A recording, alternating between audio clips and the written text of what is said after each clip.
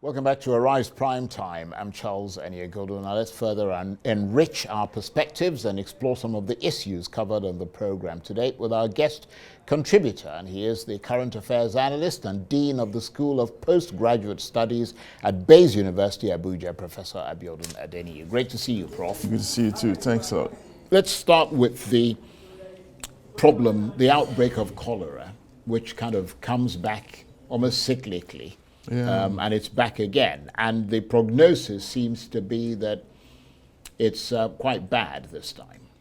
Yeah, it's bad, but it's not. It's bad, but it's not like we cannot place a hand on it. There are solutions in the fray. The doctor has also been very exhaustive, telling us that the first thing we need to do is to be concerned about our hygiene.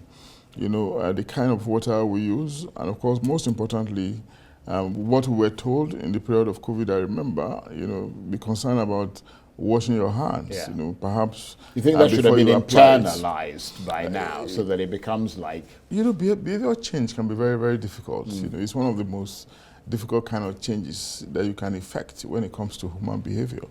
And sometimes when you do it momentarily to escape some danger, you are most people relapse again, you know, when the danger is over.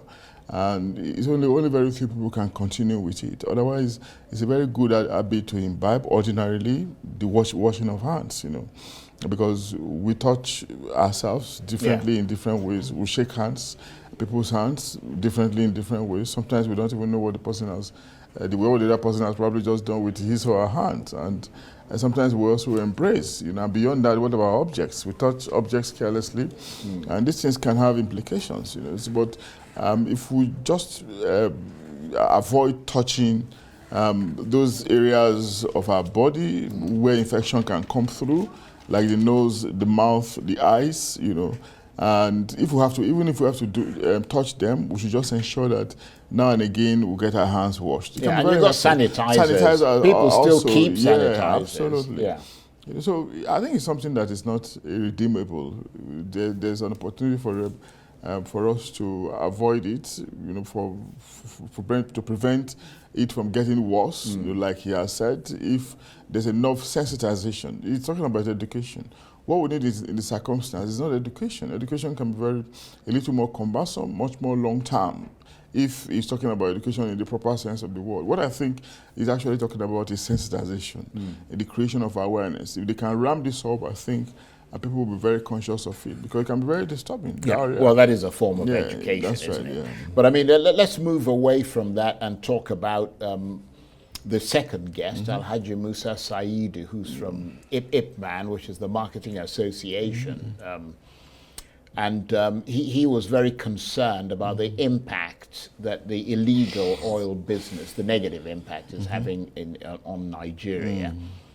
He seems to think that it's booming and that they're not doing enough at all to arrest the situation. We pretend to be doing something about it, but of course we know that it's probably not getting anywhere. The other day, contract was signed between government and some private security agencies, you know, probably complement government, the state agencies, and we're still having report of the continuation of the crime. So, which means that we're just running in circles. So, what has happened to the contract that was signed? Huge sums of money being paid out every month, you know, to this private company, and they are there, probably still collecting the money, and the crime is still very disturbing at a time where we need to ramp up production and probably show up our income. It just tells us that sometimes some of these criminal acts are much more endemic than we can imagine.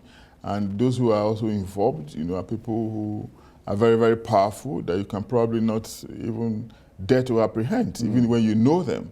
And I want to believe that those who are behind it are known people, but there are people who are probably untouchable, you know, further to the discussion about, you know, the regular problem of Nigeria, you know, where the law is there. We know those who are committing crimes against the state, but the law cannot be activated against them because they are too strong.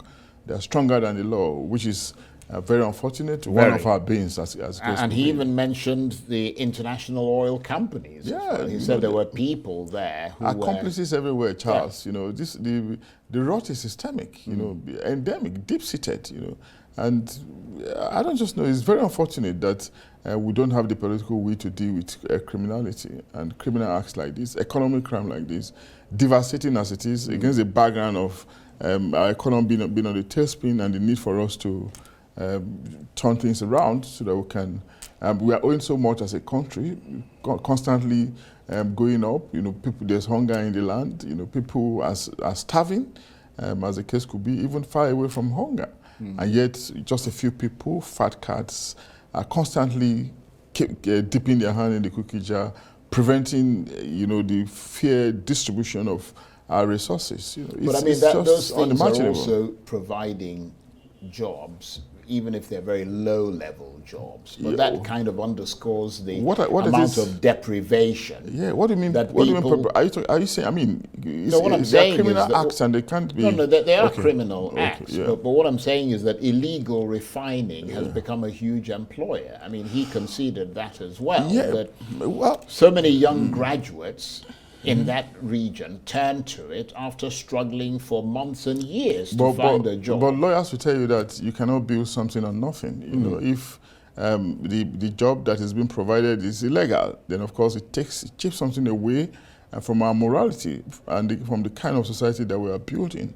If you want to legalize it, fine. The government can probably come out with another policy initiative that will ensure that, you know, the activities are legalized. Then we'll know that it's now legal to break pipelines and fetch crude oil, refine it in the bush and go and sell. It doesn't justify it.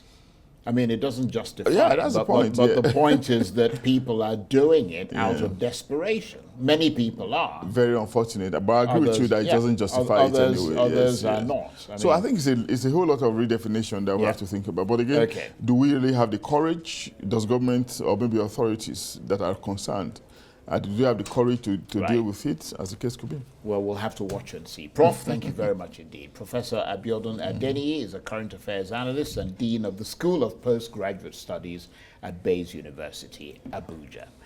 That's it for this edition of Arise Prime Time. Join us again tomorrow. From me and the entire team here in Abuja, bye-bye, and thank you for watching.